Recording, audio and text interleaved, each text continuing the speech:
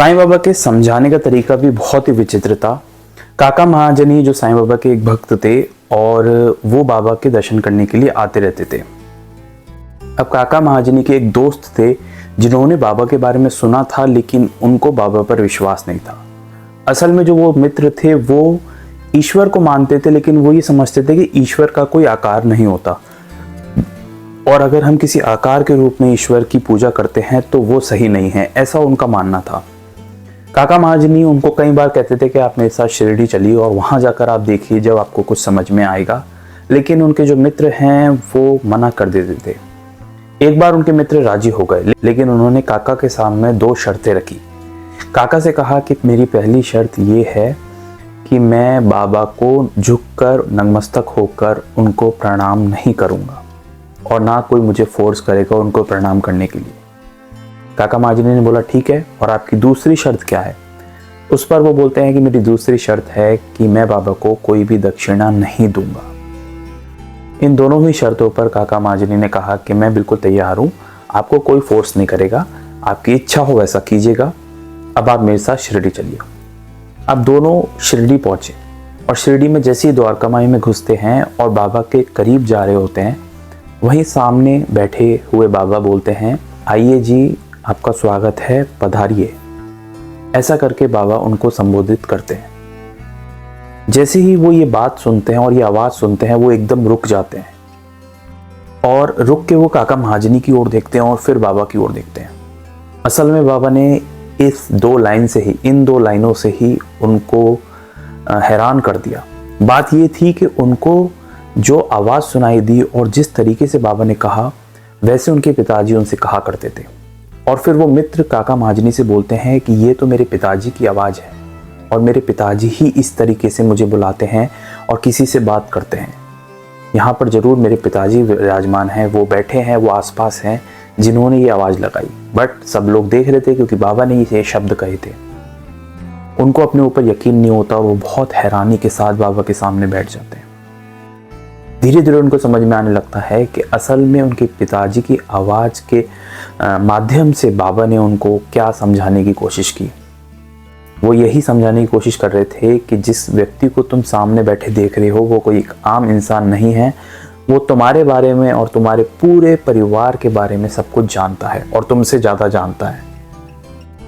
वहीं जो काका महाजनी के मित्र थे वो बैठे रहे और जितनी बार भी दर्शन करने के लिए बाबा के आए, बाबा ने दर्शन दिए और लगभग 2 बार काका महाजनी से तो दक्षिणा ली बाबा ने, लेकिन उनके मित्र से कुछ भी नहीं मांगा बाबा ने। अब जब लौटने का समय हुआ तो उनके मित्र ने काका महाजनी के कान में कहा कि बाबा ने तो तुमसे दक्षिणा ली, बट मेरा भी दक्षिणा देने की इच्छा है, वो मुझसे दक्षिणा क्यों नहीं ले रहे? अब उनका जो मन है वो पूरा चेंज हो चुका था। उस पर ये कानाफूसी करने लग जाते हैं। तो काका महाजनी कहते हैं कि आप बाबा से ही पूछ लो। फिर सामने बैठे साईं बाबा बोलते हैं कि क्या खानाफूसी हो रही है, क्या आपस में बातें हो रही है, मुझे भी बताओ। उस पर वो बोलते हैं कि बाबा मुझे भी आपको दक्षिणा देना है, आपने मुझसे दक्षिणा क्यों नहीं मांगी? उस पर साईं बाबा बोलते हैं कि क्योंकि तुम्हारी इच्छा दक्षिणा देने की नहीं थी और शुरू से तुम्हारा ऐसा मन था, इसलिए मैंने तुमसे नहीं पूछा और इसलिए मैंने तुमसे दक्षिणा नहीं मांगी। अब ये दूसरी घटना थी जिससे वो बहुत हैरान हो जाते हैं, क्योंकि दोनों ही बातें थी। पहले जब वो ये सोच के आए थे कि मैं प्रणाम नहीं करूंगा और उन्हें ऐसा लगा कि उनके पिताजी की आवाज़ आई है, तब उन्होंने प्रणाम किया। और दूसरी चीज़ वो सोच के आए थे कि वो दक्षिणा नहीं देंगे, लेकिन क्योंकि बाबा ने कहा कि तुम्हारी इच्छा नहीं थी इसलिए तुमसे नहीं मांगी। ये सुनकर वो बहुत हैरान होते हैं और आगे से दक्षिणा देने को बहुत आतुर हो जाते हैं। तब वो बाबा को 17 रुपये दक्षिणा देते हैं, जितनी काका महाजनी ने दी थी। इसके बाद वो बाबा का आशीर्वाद लेते हैं और बाबा उनसे बोलते हैं आप लोग शीघ्र यहाँ से चले जाइए। बाबा का आशीर्वाद लेके जब वो अपने घर पहुँचते हैं काका महाजनी के दोस्त, तो वो अपने घर के गेट खोलते हैं तो वो देखते हैं कि उसके अंदर 2 चमगादड़ मरे पड़े थे। और जैसे ही उन्होंने गेट खोला तो तीसरा चमगादड़ भी ज़मीन पर पड़ा हुआ था। वो उड़ के तुरंत उनके बगल से बाहर उड़ जाता है। उन्हें देखकर दुख होता है और वो ये सोचते हैं कि अगर मैं खिड़की खुली छोड़ जाता और खिड़की खुली होती तो ये चमगादड़ नहीं मारे होते। लेकिन फिर उनको समझ में आता है कि बाबा ने तीसरे जो चमगादड़ है उसकी जान बचाने के लिए ही हमें जल्दी शिरडी से वापस भेजा, और क्योंकि उन दो की मृत्यु समीप थी, उनकी मृत्यु का समय आ चुका था, इसलिए उनकी मृत्यु हो गई।